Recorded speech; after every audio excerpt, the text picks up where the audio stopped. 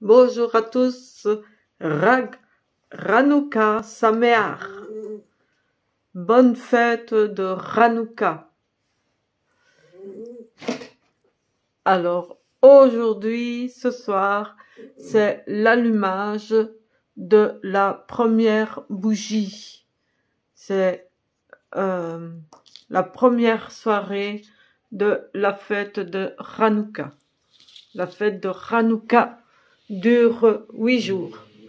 Donc voilà, je mets ma bougie ici. Ça part de la droite vers la gauche. Et avec ma première bougie, qui est la bougie qui va allumer toutes les autres bougies. C'est comme le tuteur, on va dire. Et alors, je ne peux allumer que les bougies qu'avec cette bougie qui va servir pour toutes les soirées. Et voilà, j'allume la première bougie. Alors, tu vas t'allumer. Voilà, c'est bien. C'est bien. Ma bougie est allumée. Alors, celle-là qui sert pour allumer toutes les bougies, elle reste au milieu. Donc, voilà. Alors, il y a 3 prières qui sont dites normalement pour l'allumage. Mais bon. Donc, il y a, on remercie Dieu pour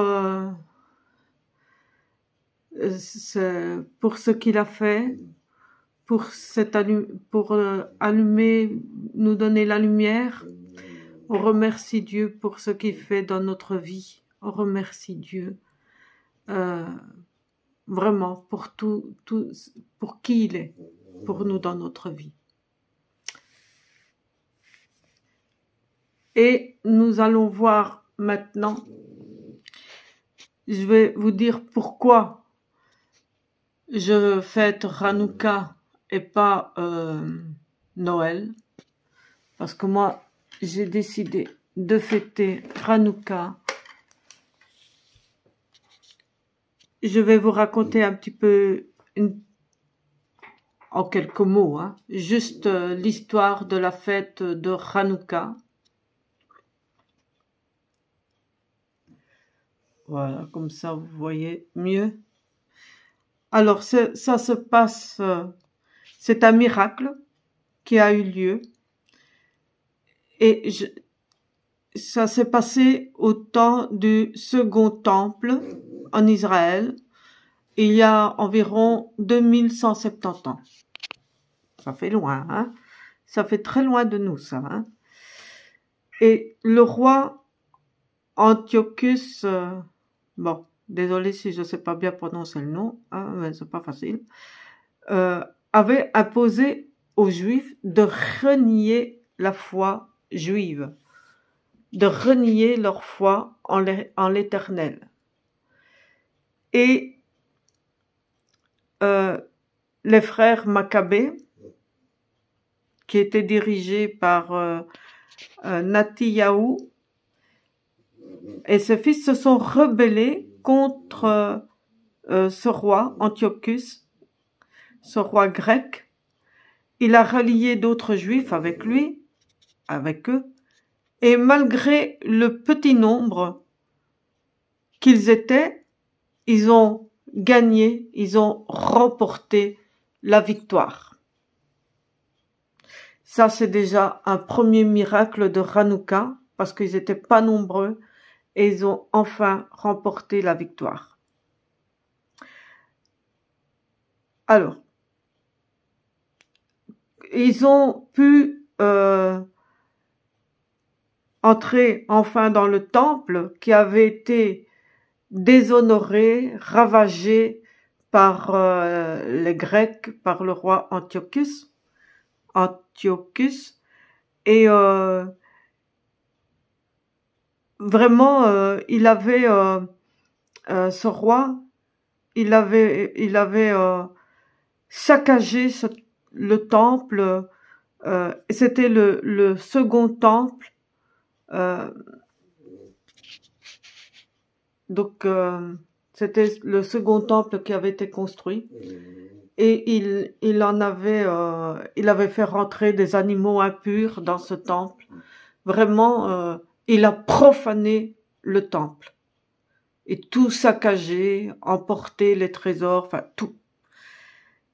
Et quand les Juifs qui ont eu cette victoire ont pénétré dans le temple, qui avait été souillé, ils ont voulu rallumer la menorah. La menorah, c'est le chandelier à 7 branches. Ici, vous pouvez voir qu'il y en a 4 d'un côté, 4 de l'autre, et celle au milieu, ça fait 9. C'est pour une explication toute simple, c'est que donc il devait rallumer cette menorah qui devait normalement brûler jour et nuit, non-stop, dans le temple, devant le tabernacle. Mais le problème est que ils ont trouvé qu'une petite fiole d'huile, de l'huile d'olive pure, c'est pas n'importe quelle huile. Et donc cette petite fiole d'huile, il y en avait assez pour l'allumage d'une journée seulement, rien qu'une seule journée. Mais ce deuxième miracle est arrivé, c'est que la petite fiole d'huile a brûlé pendant les 8 jours, ce qui a permis aux prêtres de préparer ce qui était nécessaire pour l'allumage de la menorah pour les jours suivants. Ils ont eu le temps de le faire. Mais en tout cas, cette petite fiole d'huile, ils en avaient que pour une seule journée, et le miracle a eu lieu. Elle a brûlé pendant 8 jours. D'où la Hanoukia, c'est le nom du chandelier à 9 branches, d'où la Hanoukia avec ses 9 branches. Alors on va faire une première lecture. Donc voilà, j'ai mis un verset ici. C'est Ésaïe 60, les versets 19 et 20. Je lis dans la version Louis II 1910. Ce ne sera plus le soleil qui te servira de lumière pendant le jour, ni la lune qui t'éclairera de sa lueur, mais l'Éternel sera ta lumière à toujours. Ton Dieu sera ta gloire. Ton soleil ne se couchera plus et la lune ne s'obscurera plus, car l'Éternel sera ta lumière à toujours, et les jours de ton deuil seront passés. L'Éternel sera ta lumière à toujours. L'Éternel est ma lumière et mon salut. Il sera ta lumière à toujours. Je trouve ça beau que ça vient comme une ritournelle, comme une louange. L'Éternel est ma lumière. J'avais remarqué aussi dans ce verset, je ne sais pas si vous allez le voir, en hébreu, voilà, j'ai agrandi ma vidéo, voilà, ici. Le deuxième mot, vous voyez, il y a le premier mot, là le verset 19, il y a le premier mot qui est l'eau, ça veut dire ne pas, non, ne pas. Et puis il y a un deuxième mot qui est yé. Ce mot-là, comme vous pouvez le voir, bon, c'est le verbe être conjugué au futur. Ici, il est au futur. L'art. Le troisième mot, c'est l'art. Donc, ce verbe-là, ce deuxième mot, il y a la première lettre, c'est le yod. La deuxième lettre, le he. Ici, la troisième lettre, c'est le vav. Le yod. Et la quatrième lettre, c'est le he. Vous vous en doutez de ce que je voulais dire, c'est que ici, le yod, on voit un yod à la troisième position, et dans le nom de Dieu, ce yod a disparu et il est remplacé par un vav. Donc, c'est pour vous démontrer que là, on voit le nom de Dieu apparaître sous la forme future et c'est le même verbe, hein. C'est le nom de Dieu, c'est le verbe être. Il est, il était, il sera. Ici, c'est le soleil qui ne sera plus la lumière pendant le jour, pour nous. Donc ici, la lumière ne brillera plus pour nous. On n'aura plus besoin de la lumière du soleil pendant le jour, ni celle de la lune pendant la nuit, parce que c'est l'Éternel qui est ma lumière. Et vous voyez, ici, vous voyez ici, dans la dernière phrase, voilà, dernière phrase, donc 1, 2, 3 phrases, premier mot, vous voyez le même mot que le deuxième mot de la première ligne, voyez? Sauf que là, il y a le vav, excusez-moi, je retourne en arrière, voilà. Sauf que là, il y a le vav, et dans le premier, il y a le yod. C'est ce que je vous disais.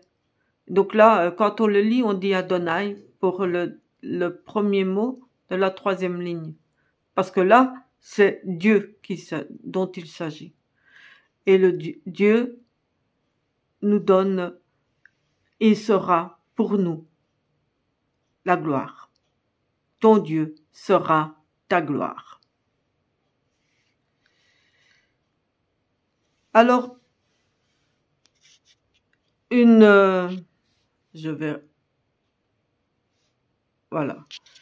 deuxième lecture dans l'évangile de Jean.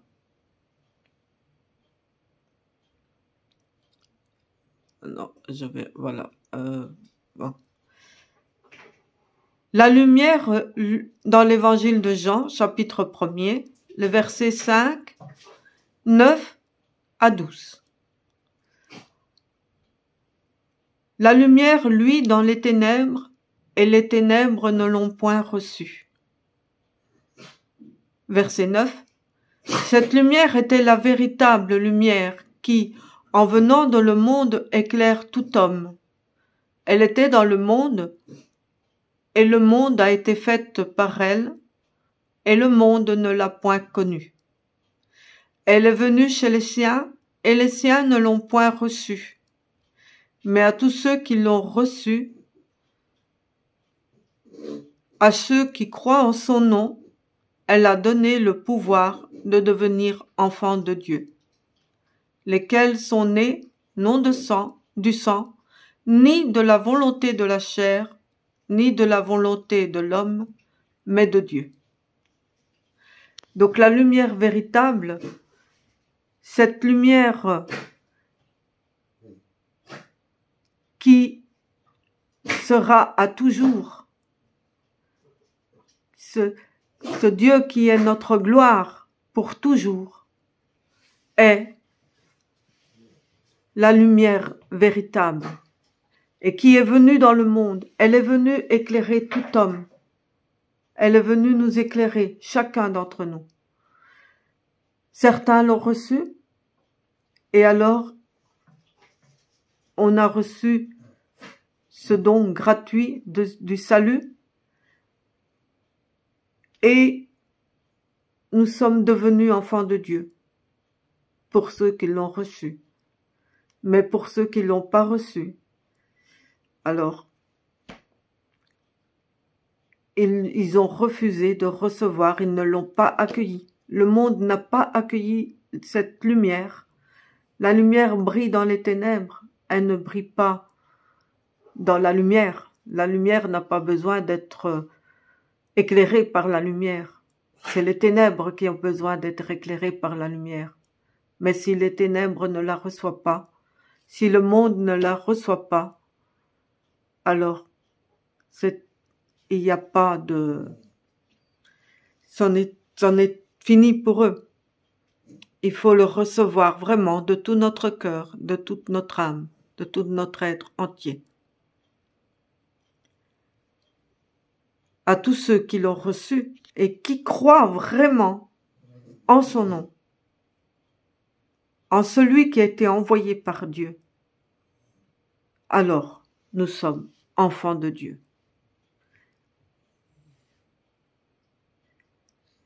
Pourquoi je fête Hanouka? Voilà, là on voit une photo du temple comment c'était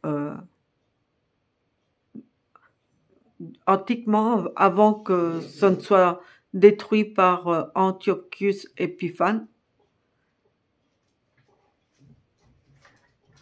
Pourquoi je fête Hanouka et non pas Noël? Pourquoi j'ai pris cette décision? D'abord parce que Hanouka, comme je vous ai dit, elle fête la victoire des frères Maccabées contre les Grecs. Donc c'est une fête de victoire, c'est une fête victorieuse. On a la victoire, et on a la victoire contre notre ennemi personnel.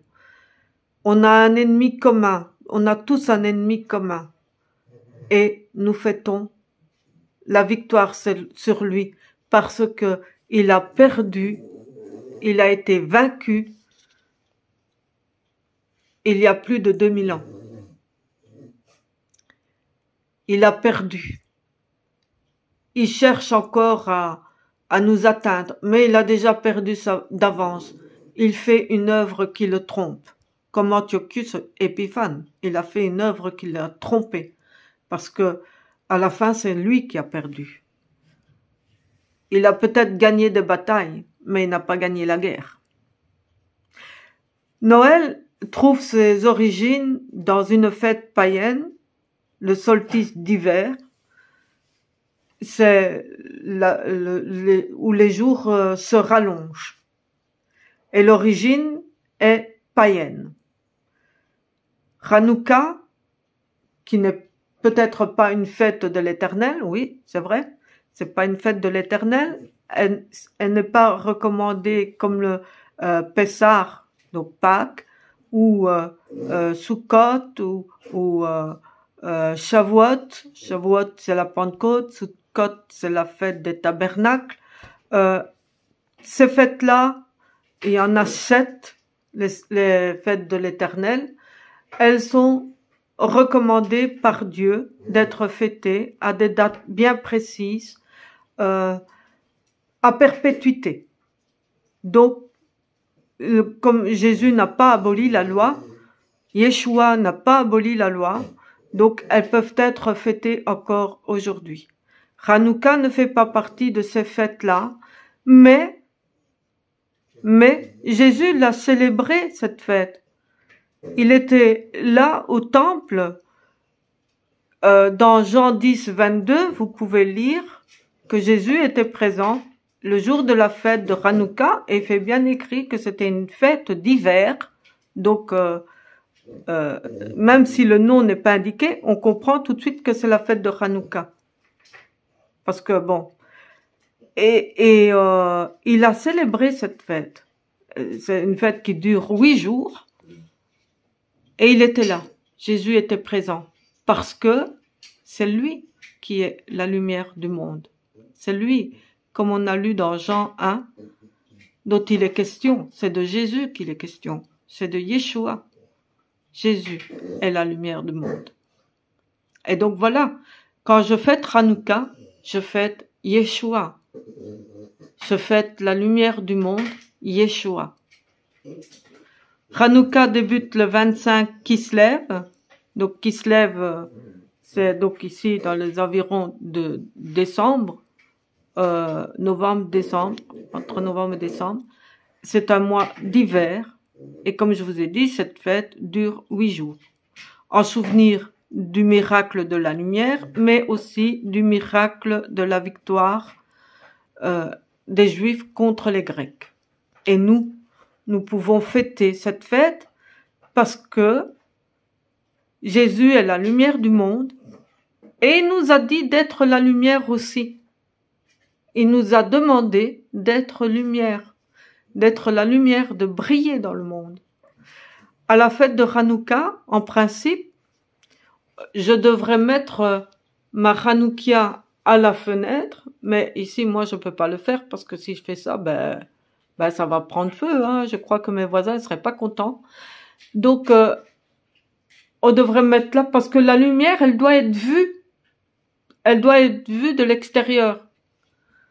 Mais moi, bon, je vous dis, je peux pas le faire. Mais vous le voyez. Vous voyez que j'ai la Hanoukia et avec mes 2 bougies qui sont là.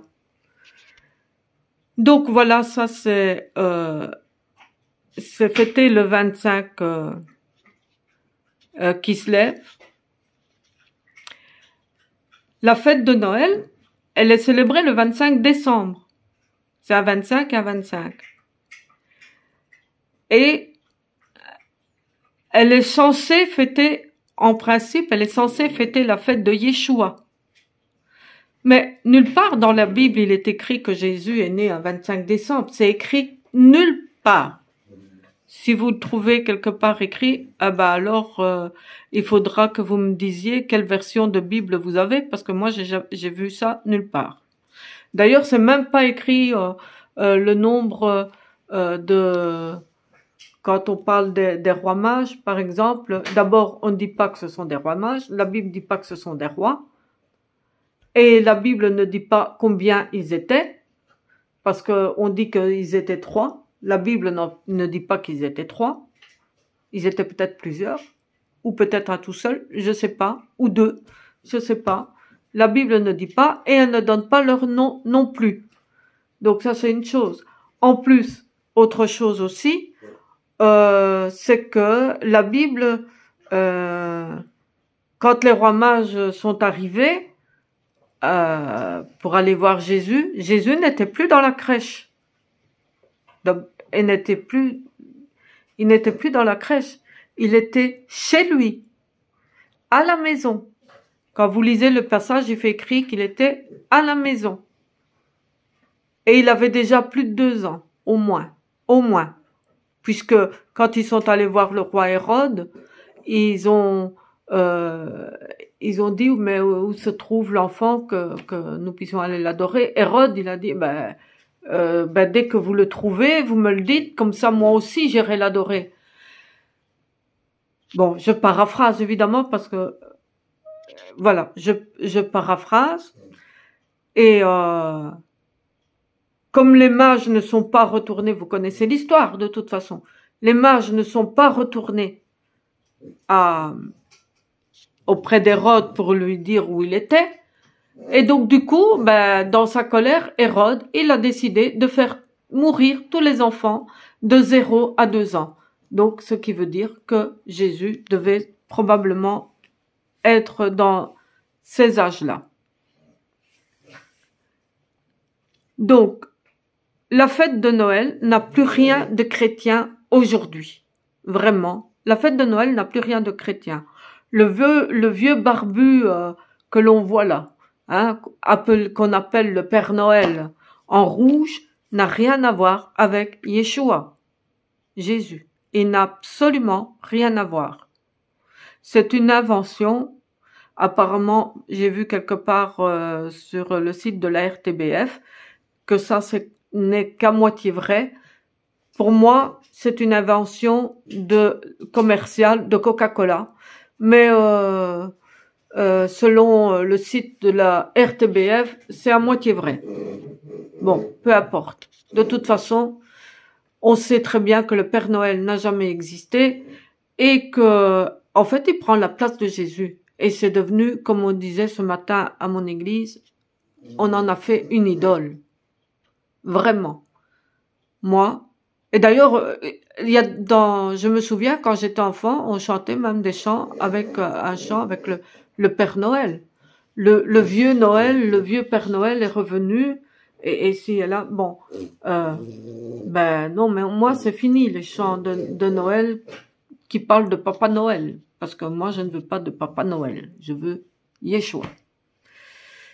Alors, Hanouka. Oh, j'ai fait une faute. Bon, c'est pas grave. C'est une faute d'orthographe. Donc, Hanouka célèbre, je répète de nouveau, Hanouka célèbre le miracle de la lumière. Donc, cette huile qui a brûlé pendant les 8 jours, et Yeshua, qui est la lumière du monde, n'est-il pas digne, lui, d'être célébré? Je crois que oui, hein. Alors, qui voulez-vous célébrer? Le Père Noël ou Yeshua? Moi, mon choix, il est fait. Je veux célébrer Yeshua. Alors, je voudrais vous dire encore quelque chose avant de terminer. Le mot Hanouka, pardon, est-ce que... Ah, là, je m'étrangle. Le mot Hanouka, oh, je vais rapprocher un peu. Voilà, voilà. Vous voyez là, le mot Hanouka signifie inauguration. Et il faut que je lise convenablement, hein. Inauguration. Ils ont inauguré le nouveau temple. C'est la signification de Hanouka. C'est aussi une allusion à la fin de la guerre. Donc, la guerre contre les Maccabées contre les Grecs. Et le retour au mitzvot en toute quiétude. Les mitzvot, ce sont les commandements que Dieu a donnés et que enfin il pouvait les observer parce que, comme on a vu ici, le roi Antiochus avait imposé aux Juifs de renier leur foi. Donc ils ne pouvaient plus célébrer les mitzvot. Ils ne pouvaient plus observer les mitzvot. Donc Hanouka, c'est une inauguration du nouveau temple. Et le Seigneur, par le Saint-Esprit, vient faire de nous son temple. Nous sommes le temple de Dieu. Et donc, il vient faire un nettoyage en nous. Il est venu faire un nettoyage en nous quand le péché nous habitait et que nous avons pris cette décision de lui donner notre vie. Le Seigneur a fait un nettoyage. Tout ce qui était impur en nous, hop, dehors. Et il a inauguré sa demeure en nous. Et la fin du mot, il y a le Raf, Kaf, Hanouka, ouais, Raf, qui s'écrit, donc c'est un Kaf, qui s'écrit avec un He à la fin. Ici, c'est écrit qu'il y a la valeur numérique de 25, en référence au 25 qui se lève. Mais moi, je vais vous dire aussi que le He, c'est le souffle, et le souffle, c'est le symbole du Saint-Esprit qui vient souffler en nous. C'est le symbole du Saint-Esprit qui nous donne la vie. Quand le Saint-Esprit a soufflé dans Adam, dans les narines de Adam, Adam a pris vie. Alors je vois aussi que Chanou, ça veut dire ils se reposèrent. Et celui qui demeure à l'abri du Très-Haut, Psaume 91, verset 1, celui qui demeure à l'abri du Très-Haut repose à l'ombre du Tout-Puissant. C'est un verset que j'ai dû apprendre par cœur pour mes cours et que j'ai eu comme question et je m'en souvenais plus du premier mot là. Finalement, j'ai pu répondre à la question grâce à un ami. Bon, je ne vais pas le dire. Donc voilà. Le Seigneur vient faire sa demeure en nous et nous demeurons en lui.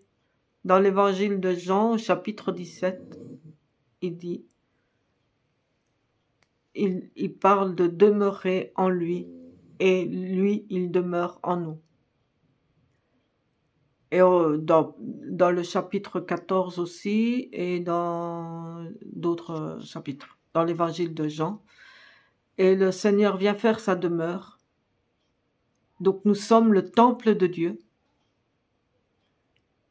Et lui, il vient nettoyer ce temple, il l'inaugure et nous pouvons nous reposer en lui. Parce qu'il est notre demeure. Et celui qui demeure à l'abri du Très-Haut, nous pouvons nous reposer sous son ombre.